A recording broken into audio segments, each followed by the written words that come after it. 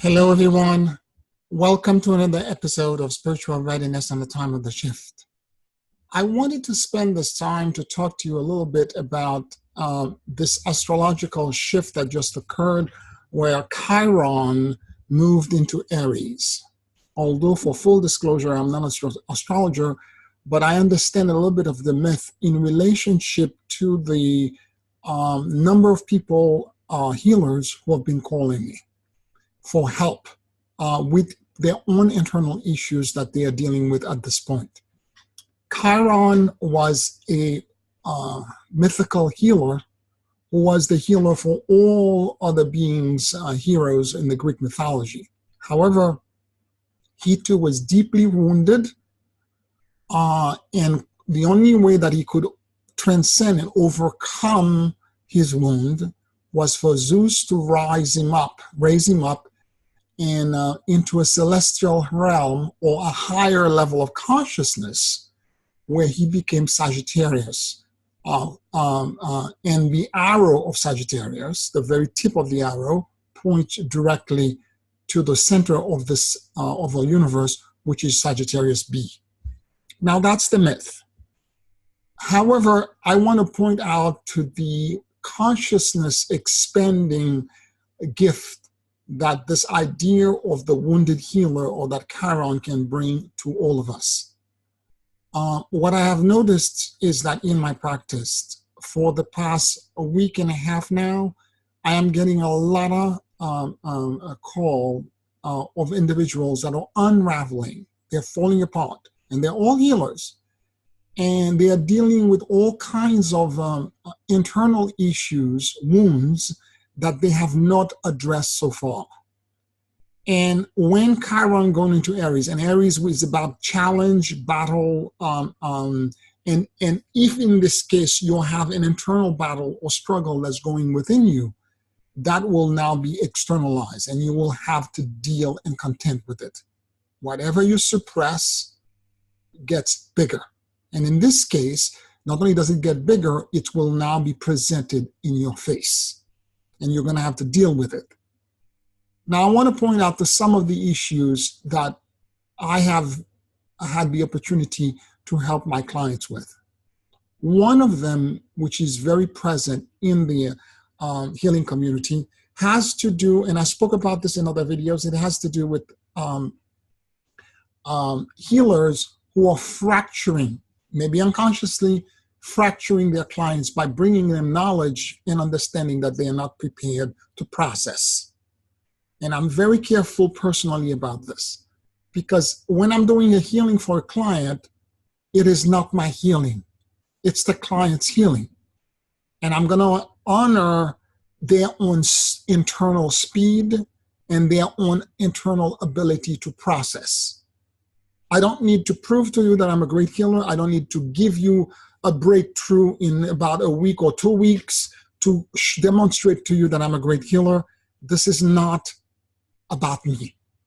It's about you and your own higher self feeling that you're prepared for the reveals, the internal reveals.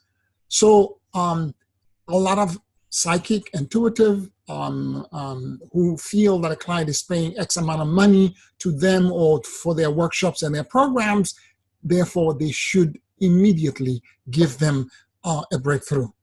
Not so for me. I will tell you enough information to the level at which you're capable of registering it and processing it. And if you're ready for the full reveal, I will tell you the full reveal in the appropriate time. That part is extremely important, because a lot of psychic and intuitives and healers find that it's the exact opposite that they must do.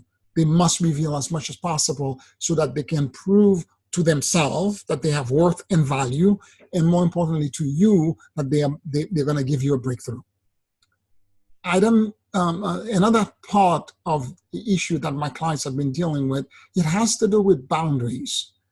A lot of intuitives or empaths, a lot of the psychics and so on and so forth are empathically sensing the energy of each other through the amygdala, which is in the middle of the brain, which is a very chatty, conversive organ that's constantly connecting with the subconscious and unconscious data and information that exists around us. Here is the issue. The more empathetic that you are and the more you feel yucky around other people, the more you feel like you're being infected, and the more you're trying to withdraw from the world, if you're living in a big city, and go into most remote area, the more that you're not understanding what's really happening. Let me break it down for you. In almost every case that I have met, an empath, someone that was highly intuitive and constantly have to cleanse themselves because they felt that they were being invaded, it's because the empath himself or herself is actually scanning everyone. The problem is not with people encroaching. The problem is that you're encroaching on the people. It's the exact opposite. What happened is that in past lives, these individuals may have been killed or persecuted because of the psychic and intuitive abilities that they had. Therefore, they began to scan around them all the time to pick out where danger exists and to run away from danger. So this now has become an addiction coming from a past life, and those who are born empathetic like this are coming in with the addiction already fully established. And thus, they are now, in this lifetime, constantly scanning others without consent. One of the laws that exist in this universe is the law of non-interference. You are not permitted to interfere or commingle your energy grid with anyone else without consent and full disclosure. If I don't have your permission, I'm not permitted to read you. I'm not permitted to scan you to find out if you're good or bad. This is survival tactic and mechanism. And what these empaths are actually doing is that they are literally scanning all the time. Think for a moment that you're walking down the street and you're putting your hand up somebody's skirt. Immediately, she will turn around and slap you. There's a backlash. As the moment you begin to do this, there's an immediate backlash against you. And that's the yuckiness that they are feeling. So there is a whole chapter in my book, A Primer for Ascension, on how to remove bad habit and addiction that can permit you to find tools to stop you from scanning. It's not easy because it's a past, most of the time, it's a past life habit. It's not easy to do. That's something, however, I've guided and coached multiple clients to be able to stop themselves from doing this, and they are living a much better life right now. The other item that I want to mention that I've been dealing with my clients is that individual whose value and worth exists outside of themselves. In other words, it exists either in the complement, in the reassurance that the outside world gives them, or in the relationship that they hold, whether it is with a wife, husband, partner, son, daughter. Their worth and their value is connected to someone else. And if that is the case, the universe will orchestrate right now the removal of the external reassurance to cause you to begin to focus on yourself and find your own truth, worth, and value. And the final thing that I want to point out as far as relating to dealing with the wound of the wounded healer is to attempt to be authentic. Your authenticity is often buried so deeply inside of yourself that most of us forgot that we had a treasure, and more importantly, the map to the treasure is completely destroyed. No one wants to be ostracized, and all of us want to be accepted by the outside world. We learn very quickly as children that the outside world does not want us to be ourselves.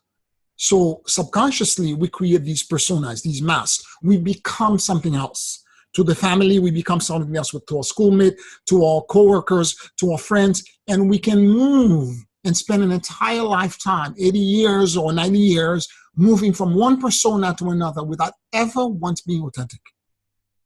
And your authenticity is the unique expression of the divine that exists within you.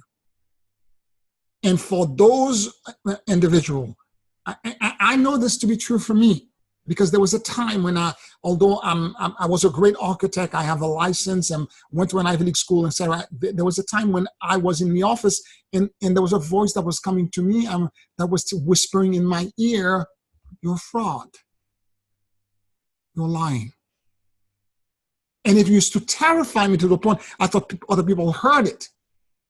And it's basically my own internal barometer and higher self telling me, find your authentic core. What you're doing is inauthentic to who you are.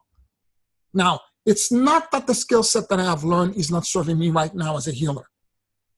As a matter of fact, with Chiron, the beauty of it is that the wound became his greatest asset. On an elevated and transcendental level, the wound becomes your greatest gift. Your vulnerability is not a weakness, it's a superpower.